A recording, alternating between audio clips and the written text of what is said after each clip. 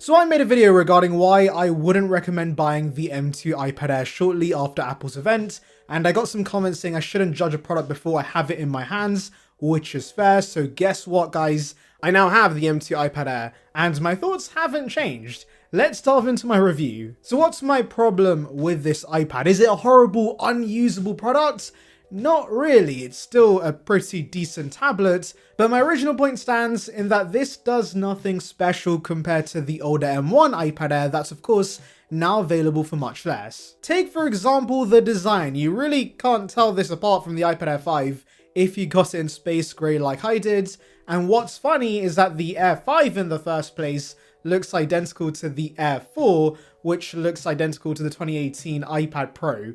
Wow, they've been reusing the same design for 6 years, but I can't blame them for doing that because it's a practical design that works. The flat edges are very easy to grip onto and of course helps accommodate the Apple Pencil, and it would be nice if the bezels were thinner, but they do serve a purpose. You can still place your finger somewhere when using the iPads. The display also similarly has no upgrades over the Air 5 and Air 4, but it does the job for the most part. It's 10.9 inches, LCD, it has a resolution of 2360 by 1640 with 500 nits of brightness. It's also laminated with P3 support, True Tone, and has an anti-reflective coating. Those are not special specs, but of course, it is perfectly fine for watching movies and YouTube on, and of course, I know some techies who need that buttery smooth 120Hz refresh rate are gonna be bothered by the lack of it on the Air, but I'll be honest guys, iPadOS is fluid enough where I just don't notice the lack of 120Hz. Brightness is also completely fine for indoor usage, and the Apple Pencil experience is unaffected by the lack of 120Hz.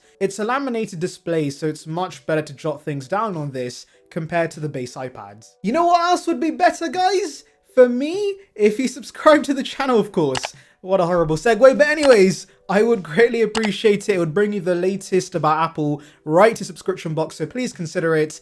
It would be appreciated. Anyways, let's now move on to accessories. This does support the old Magic Keyboard, and I think it's a must-have for anyone wanting the iPad to be a laptop replacement. Now I know some may be put off by the retail price, but because it's been around for a few years now, you can find this for much less from third parties. I've seen it for as low as $150 sometimes, and of course it's going to be even less on the refurbished and used market, and that is an incredible price for how good this keyboard is. Now it is with the base iPad and the Pro iPads get keyboards with a function row, and this doesn't, but I still prefer the floating design the iPad Air's Magic Keyboard has compared to the Magic Keyboard Folio on the iPad 10.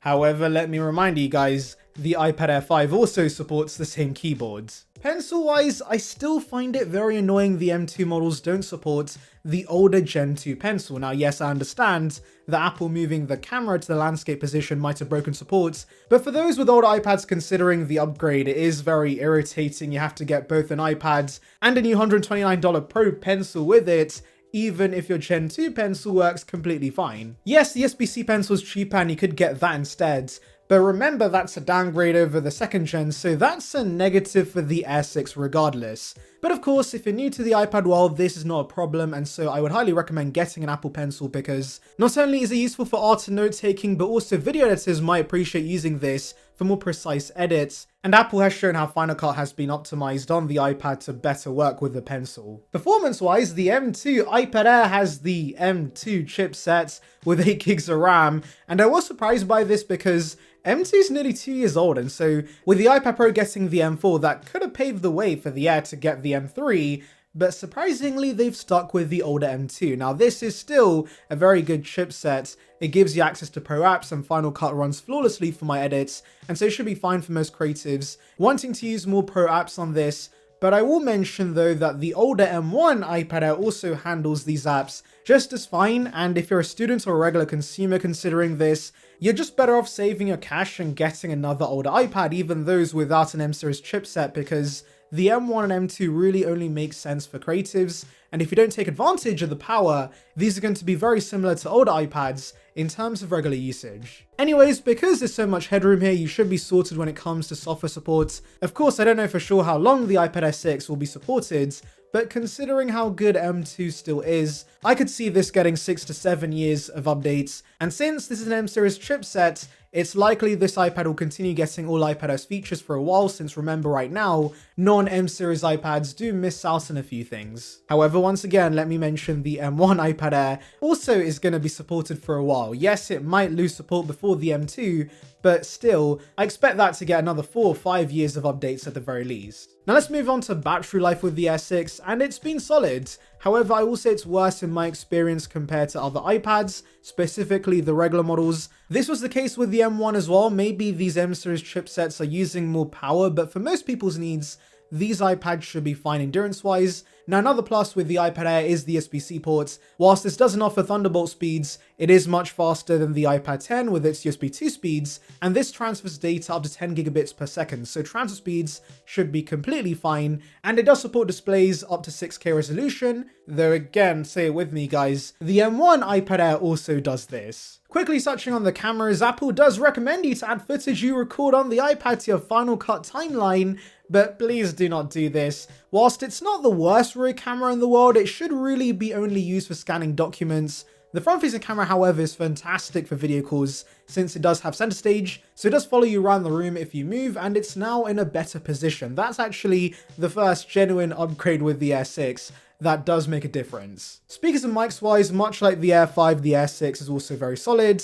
It's not quad speakers like the iPad Pro, but it surprisingly gets close with 2 less speakers, and it's a stereo pair. They're great for watching movies with, and the mics are great for calls. Touch ID is actually something I do prefer here compared to Face ID on the iPad Pro, because I often manage to block the Face ID module when using the Pro models, and so I find it much easier to just press the home button and boom, the iPad instantly unlocks. It's super reliable. Bluetooth and Wi-Fi connectivity have been upgraded with the Air 6, but like most Apple products, it's been solid, no big improvements, it just does the job in this aspect. Now I do want to mention, yes, I'm aware the Air 6 has one crucial upgrade, which is double the base storage. It starts at 128 gigs now and also maxes out at 1 terabyte if you have overkill storage needs. But as a rebuttal point, I would say that if it needs a basic 64 gigs on the older Air is just about enough for most. Thankfully, external SSDs are pretty cheap, so if you're willing to carry them around for your creative workflow, you can make do with the older 64 gig M1 model. And so overall guys, after using the M2 Air, my initial opinion wasn't wrong guys.